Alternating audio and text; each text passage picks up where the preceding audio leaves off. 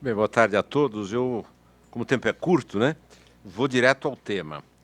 Eu acho que eu reincido um pouco no que já foi dito, mas tentando direcionar para aquilo que já se está analisando como projeto de lei, no caso, projeto de lei de alteração da lei de introdução ao direito brasileiro, proposta pelo senador Anastasia, ou o anteprojeto de lei, que é uma iniciativa do ministro Joaquim Levy, que tem o nome de PPP+, que cria o Programa Público-Privado Avançado, como um modo de corrigir, enfrentando esses desafios específicos em infraestrutura, né, os defeitos que foram já apontados aqui, e tentando criar, nesse ambiente muito difícil que nós vamos viver nos próximos anos, ainda que tivéssemos uma solução rápida para o conflito político, mas nós teremos anos de muita dificuldade, né?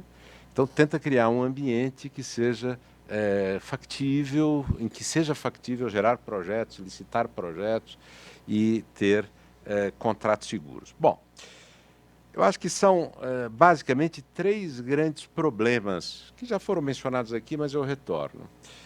O primeiro problema que nós temos vivido no Brasil em matéria de contratos de concessão, infraestrutura em geral, é o direcionamento.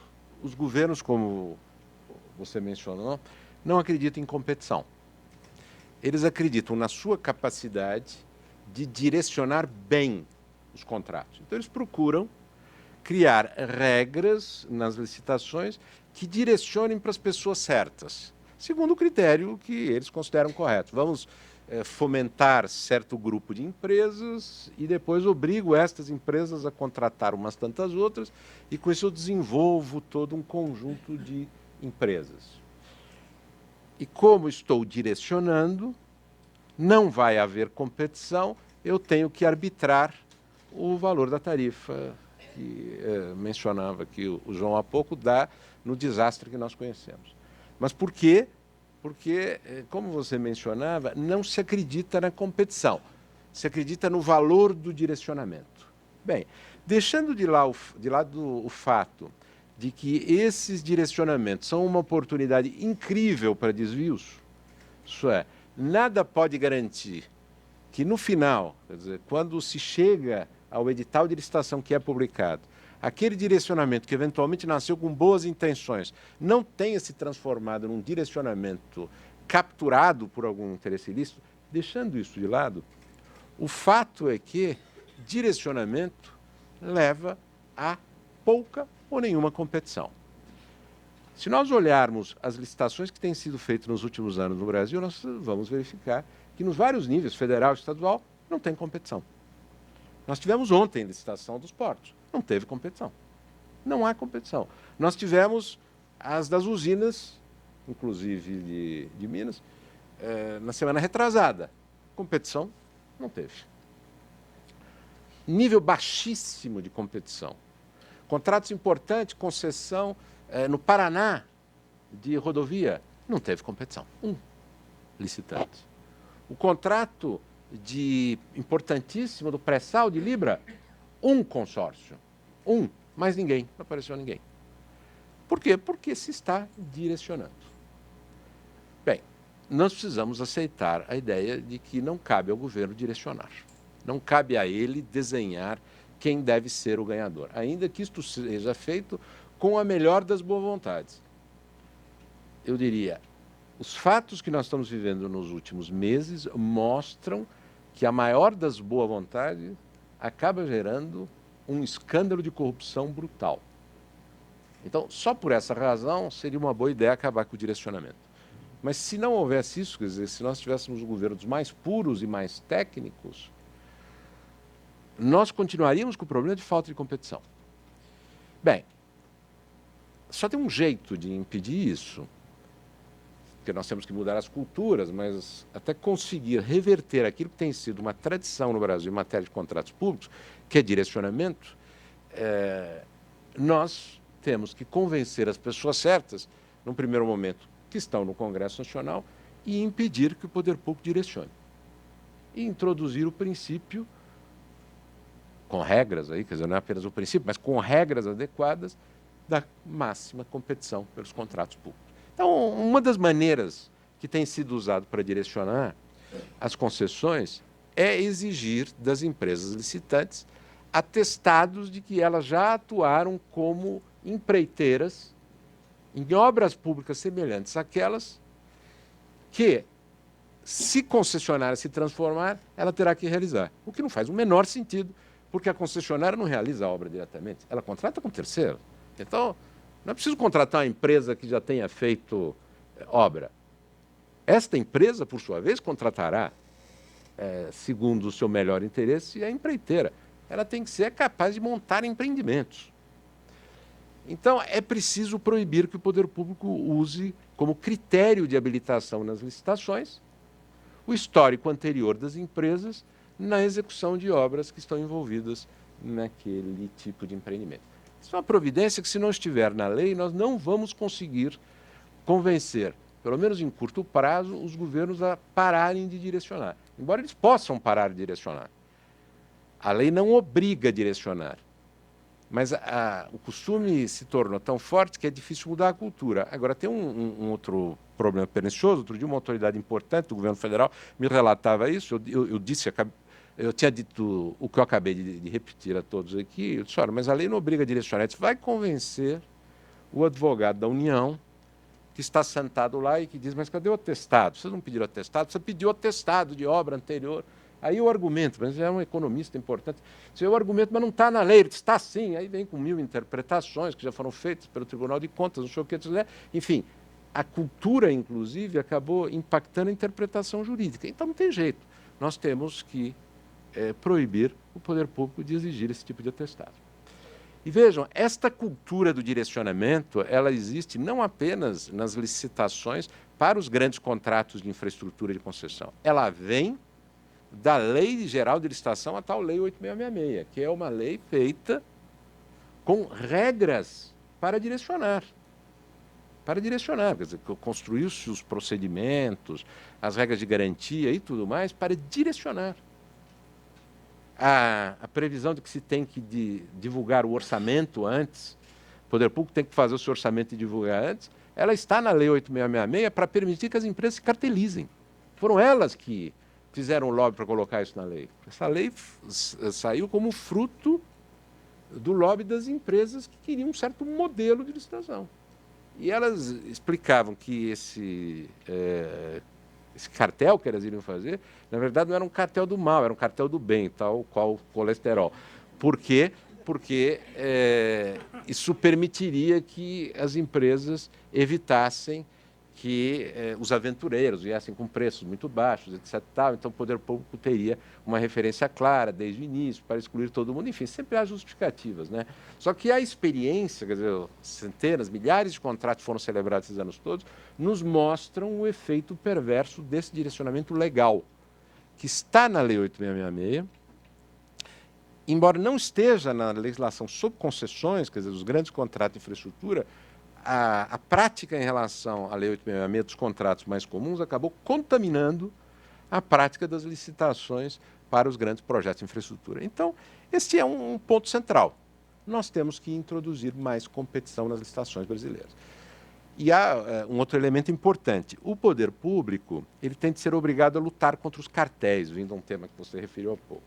Hoje em dia, a legislação brasileira não dá instrumentos para o agente público lutar contra o cartel. Se ele tentar, vai acabar sendo punido por alguma ação do Ministério Público. Por quê?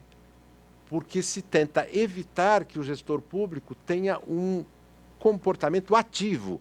É como se ele fosse uma simples máquina que vê as propostas chegando e apenas faz a conta para ver quem cobrou mais barato. E se tiver muito caro, ele pode revogar motivadamente e abrir outra licitação em que o cartel vai se repetir e ele ainda provavelmente vai tomar uma ação judicial, porque quando ele revogou a primeira licitação, alguém vai dizer que ele revogou porque ele estava em conluio com o segundo colocado, que queria, enfim, esses são os problemas. Esses são os problemas. Pois bem, então é preciso introduzir na legislação, quer dizer, numa nova lei, isso está previsto no projeto de lei do PPP+, o dever do agente público que cuida da licitação reagir ao potencial cartel. E um dos instrumentos que se permite utilizar é a negociação secreta do agente público com qualquer sujeito dentro ou fora da licitação. Isto é, ele pode fazer, o agente público, poder público, um acordo com um dos membros do cartel, para gerar a traição entre os cartelizados. Ele negocia fora e pode depois negociar com um deles. Bom, mas se nós não aceitarmos que o agente público tenha o dever de lutar com negociações que evidentemente exigem certo sigilo, para quebrar um cartel, não há solução. Essa rigidez que nós criamos no nosso sistema de licitação é o desastre. É o desastre. Bem, então esse é o primeiro ponto, o de direcionamento. O segundo ponto é que toda a administração pública brasileira é uma administração pública extremamente conflitada. A senadora Anastasia mencionou isso no início. É uma administração terrivelmente conflitada. Conflitos de competência entre órgãos públicos, de execução e de controle, sejam os de controle interno, do tipo Controladoria Geral da União, seja o controle externo, do tipo Tribunal de Contas ou Poder Judiciário. Mas quando falo em Tribunal de Contas, estou simplificando. Nós temos tribunais de contas. E quando menciono o Judiciário, estou simplificando. Nós temos judiciários. E o conflito é uma coisa impressionante. Acho que o que houve de mais emblemático em matéria de loucura é o que aconteceu no caso da Samarco, recente. Até engraçado, se não fosse dramática, trágica toda a situação, até engraçado. O Ministério Público, eu já não sei qual foi, estadual ou federal, entra com a ação, o juiz dá uma liminar, manda botar umas boias para parar a lama na frente de uma cidade lá para não chegar no mar.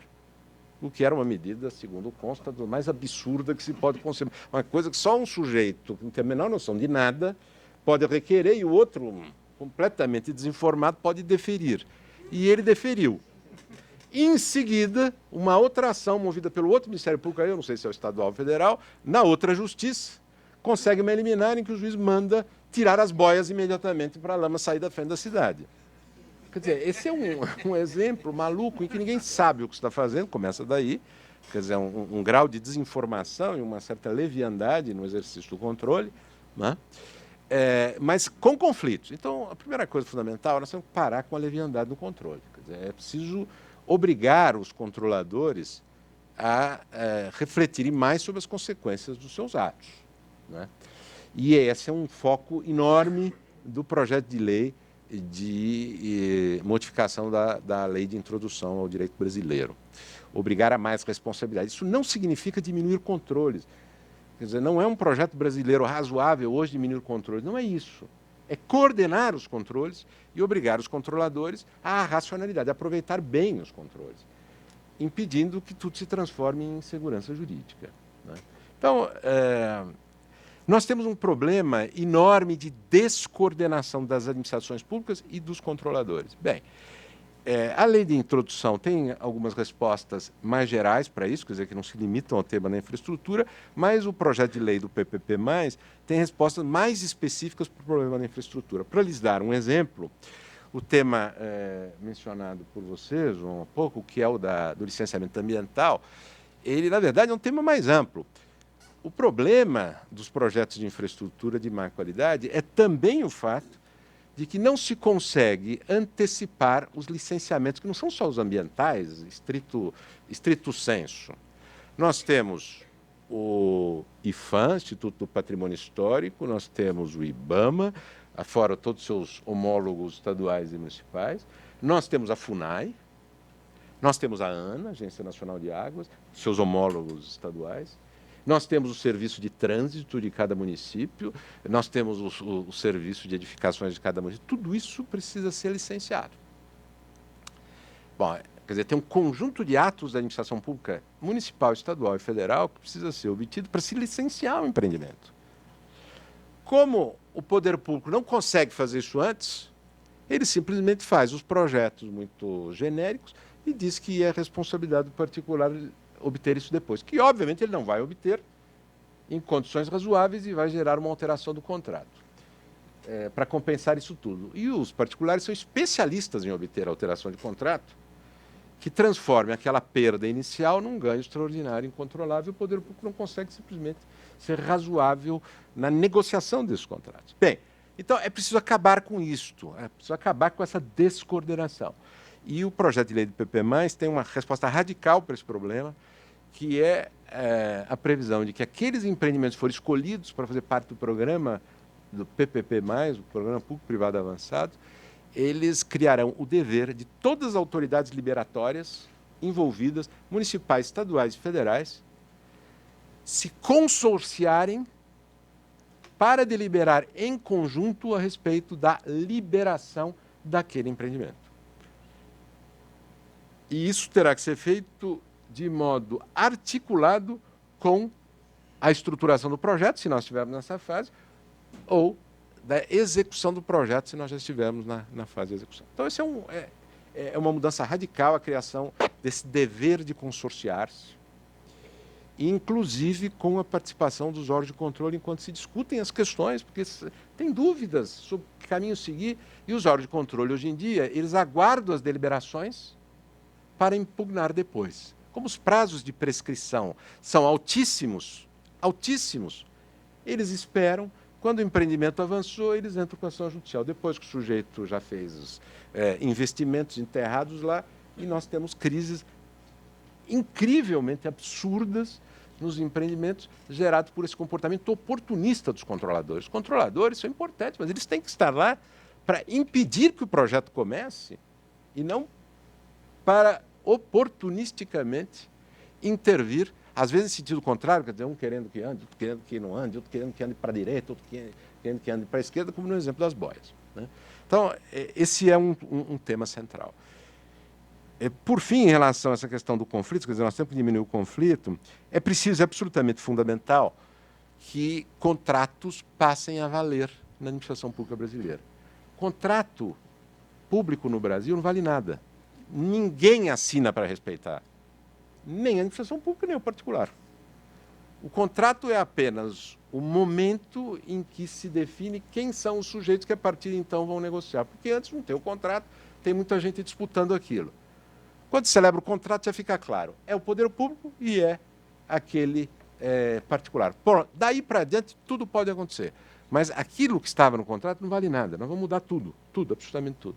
Bem, é evidentemente necessário acabar com isso. Quer dizer, nós temos que reduzir drasticamente, o senador Anastasia se referia a isso no projeto de lei de licitação que ele está trabalhando, drasticamente a possibilidade de alteração dos contratos depois de celebrado. Mas é condição, com isso eu termino, é condição para que se implante isto, que se tenha bons contratos e, portanto, bons projetos. Hoje em dia, é o terceiro problema central da nossa infraestrutura. Nós temos a fórmula, a estruturação dos projetos, quer dizer, não é só o projeto de engenharia, são as minutas dos contratos, que definem as características do empreendimento, as minutas do edital da licitação, que definem o grau de competição, etc. Nós temos isso montado com a menor transparência possível. Quer dizer, ninguém sabe quem decidiu o quê.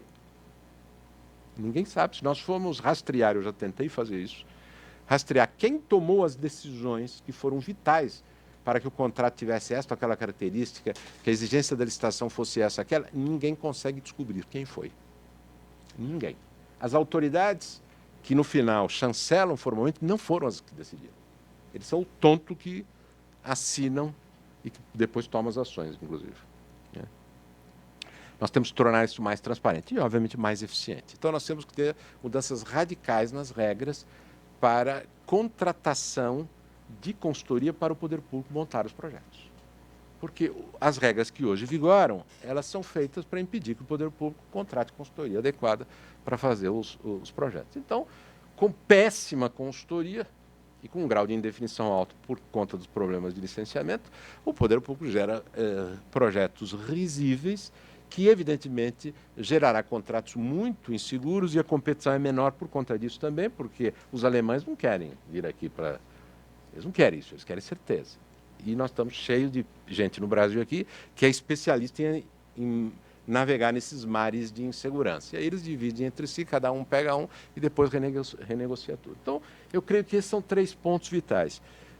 Mais competição, menos conflito e mais transparência e eficiência na estruturação dos projetos. E as regras do projeto de lei do PP+, foram criados, é um projeto de lei muito detalhado, para esse fim. E as regras do projeto de lei, da lei de introdução, que é um pouco mais, digamos, geral, não é tão principiológico no sentido que seja normas muito abertas, mas é mais geral, porque tem aplicabilidade mais geral. Em conjunto, as duas, eu acho que podem fazer uma diferença relevante, inclusive para incentivar a mudança da cultura. Eu acho que se nós aprovarmos essas duas coisas, é inclusive uma sinalização de mudança dos tempos, mudança de postura, e que pode fazer com que, apesar da crise brutal que nós vamos continuar vivendo, nós consigamos ter licitações mais competitivas, portanto, conseguir fazer investimentos e ter estabilidade nos contratos para que esses investimentos sejam rentabilizados. É isso.